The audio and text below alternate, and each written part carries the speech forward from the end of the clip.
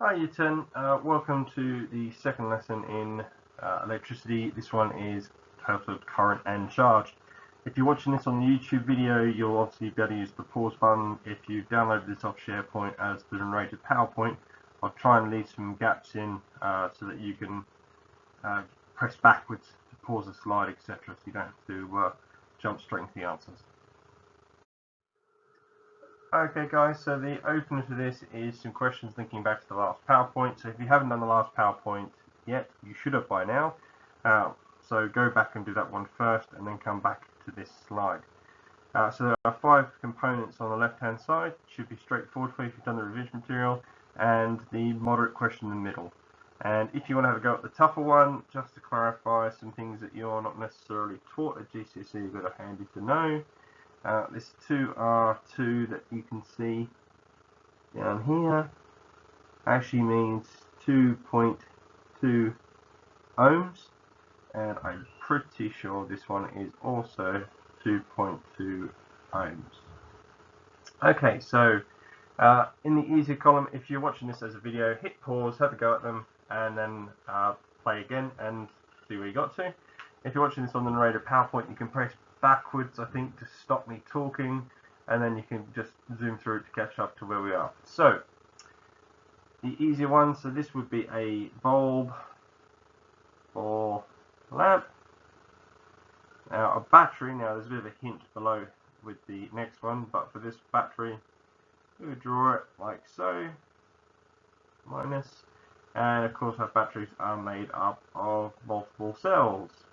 This is a piece of testing equipment, and it's a double amp ammeter, and our LED is a light emitting diode, so that means it's emitting light and it goes up and arrows that way.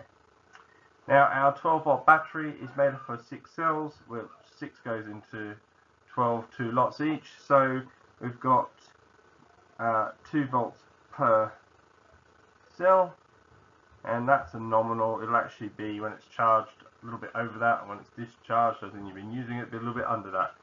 And to be joining together, they have to be joined in series. Anything at all in series, we just add up. So 6 lots of 2 will just give us 12 volts. Now if you did have a go at the tougher one, now they're both the same size resistor, at least they should be. In this instance, you can see this one on the left hand side is pretty bulked up. It's got all these fins on the outside to dissipate heat, and whereas this little one here is, well, it's on its own. If you make this one too hot, this one on here I'm talking about, it just burns out, ceases to exist. This one on the left, however, is designed for a huge amount of current to go through it, and I think off the top of my head it's designed for about 25 watts of power, which is a considerable amount of power to go through a resistor, whereas this one over here is designed for 0.25 of a watt. Now these are rateable values, so when you put too much power going through them, they will melt. Okay, so what you need to take away from this lesson is we need to recall that current is the movement or flow of electrical energy. We are talking about energy moving, and yes, electrons do move, but they don't race around the circuit at the speed of light. And when we get back to class, I'll get the tennis balls out and I'll show you the analogy of electrons and energy traveling through them. But for now, we're also going to recall that charge. Okay, so we're talking about current and charge effectively today, and we're looking at a given point in a circuit and looking at that for a period of time. Okay, so current. First thing you need to know is the movement of electrical energy. If there's no movement, there is no current. So if the battery is not connected to the circuit, all those electrons are still on the wire, still able to move, but they are not moving. Big misconception here, okay, electrons must be free, but they don't travel around the speed of light, as I was saying in the previous slide. If that was the case, if we had electrons racing around the wire at the speed of light, when you turn the switch on, they race to the light to transfer that energy, we'd have electrons traveling at the speed of light, which we've learnt in P6, radioactivity, That's a beta particle. We don't want electrons traveling that fast around our homes. But what they do very well, if we can imagine all of our electrons lined up like tennis balls. I said I'd do this in class, but I think it's probably important that we cover it now. And if I push on this tennis ball here, yes, they all move to the right. That's pretty logical. But it's actually this one on the far right that will go flying off. Okay, so this is how we transfer energy around a circuit quite quickly. About 70% the speed of light in a copper wire. Okay, so again, we're covering it a lot. Again, we're talking about 70% speed of light in copper cable. If this would be an electron, what it would be? Well, we just covered that in the previous slide. We'd be talking about a beta particle. So it's a big misconception. I've obviously spent quite a bit of time going over that in these slides to make sure you don't mix up something that's in radioactivity that you've learned, a fast-moving electron. It's a beta particle. We're not talking about beta particles racing around wires. We're talking about electrical energy. Yes, it's transferred through using the electrons, but not electrons whizzing around the cable. Okay, so this is the table that I would get you to start making in your books. Now, this table needs to go into your revision material. Don't make it too big, but as we go through each stage, so we've already looked at current and the unit for current, the ampere, and the equation, the symbol that we use in most equations, I, and as we add in, we're going to add them all together so they're all in one place. Electricity contains probably all the small little equations that people tend to have trouble remembering. If we put them all in one place, then at least you've got a nice focus point for any practice questions. So please make this table, please make sure it's on your revision material. And we'll keep filling it in as we go through these slides. I will show you it filled in. Okay, now this is going to be a bit tricky. If you're following this on the narrated PowerPoint, this is a link to a YouTube video. There's nothing scary in it. It demonstrates what happens if you don't put any resistance, if you just let all the current and charge in a battery, all the charge in a battery race around with no resistance. It's not something I'd like to see anybody do at home. I don't even demo it in class because it can be a bit dangerous because there's some hydrogen produced, and hydrogen is a bit nasty when it heats up. It tends to explode. So again, interesting video, but please don't try it at home. Okay, so I'm just going to flick it. There we go. So we talked about current, which is the energy flowing around the circuit. It's the rate of flow around the circuit. Charge is a way of quantifying that, so like a number of. So the analogy I like using is these race cars. So if you're standing inside of the track, you'd see race cars flowing around the racetrack, and that would be current. If you just took a snapshot, like counted for 1 second how many of those race cars have gone past you, now we'd be talking about charge. So we're looking for a cumulative factor of how much energy has passed you in a given period of time. At A level, we take this a lot further. We look at the electrovolt, but for now, it's nice and straightforward. You need to know that for 1 amp of current, for 1 second, so that was a rate, but for 1 second would give us 1 coulomb. Okay. Now a coulomb, this is what catches people a little bit, has the unit capital C after it, but in equations will appear as a Q.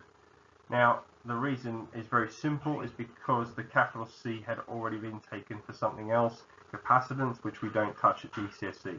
So in equations we use Q, but when you're writing out, say, an answer 25 coulombs, you would then just put capital C. Now, if you ever get confused, the simple solution is just write out coulomb. Can't go wrong. Okay, so now we've got a new one to add to our equation box. You can see this is going to start filling quite quickly. So this time around we're adding in charge.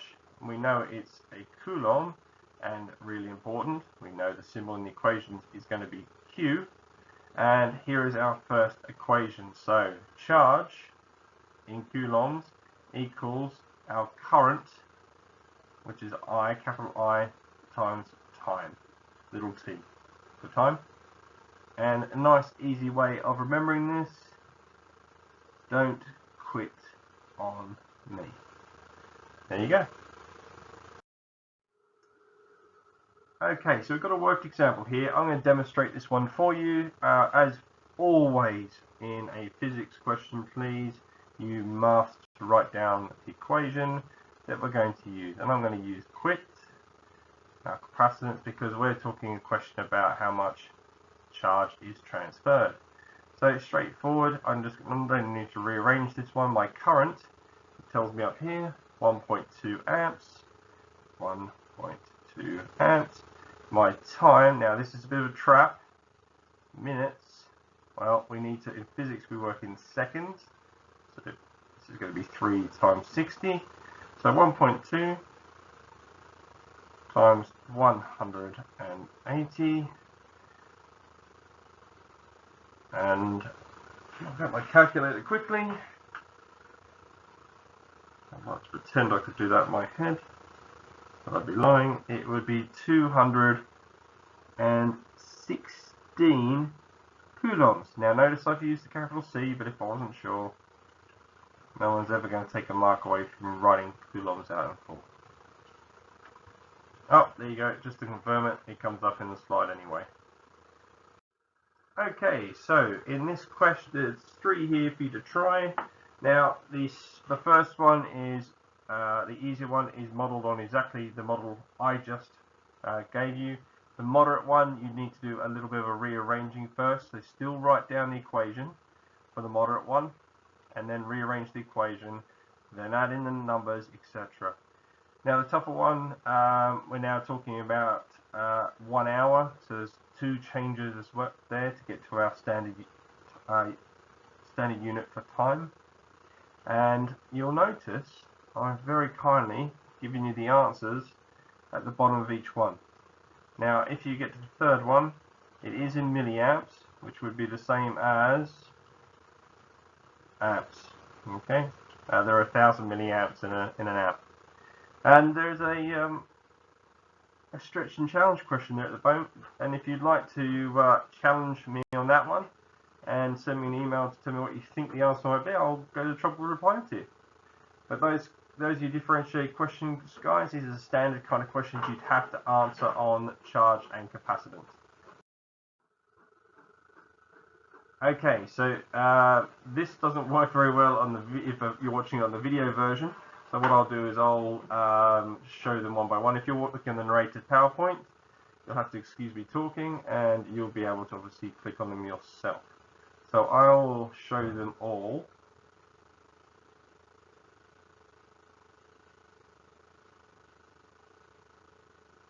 Okay, so if you're on the video, pause for a moment, go through all 8, make sure you can answer them, because you're going to see some of these in the end of week quiz that I'm going to set for you. If you're watching this on the narrated PowerPoint, obviously you can click through as and when you're ready. Okay, so if you're back with me after pausing on the video, here are the answers.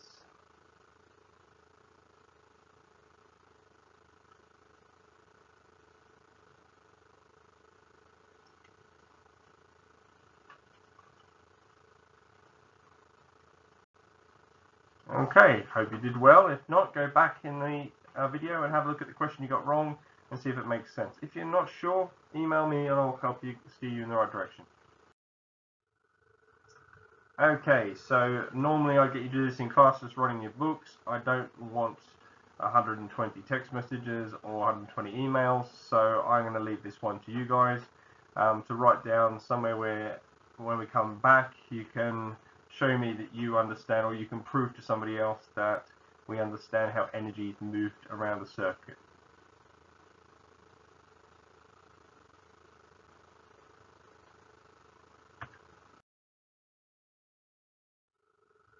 Okay guys, so that's the end of this week's narrative PowerPoint. It's the first of 2, so there is another PowerPoint as well, so please make sure you watch both before you attempt the quiz. Best of luck. Let me know if you've got any problems at all and you have to get stuck on any of the questions.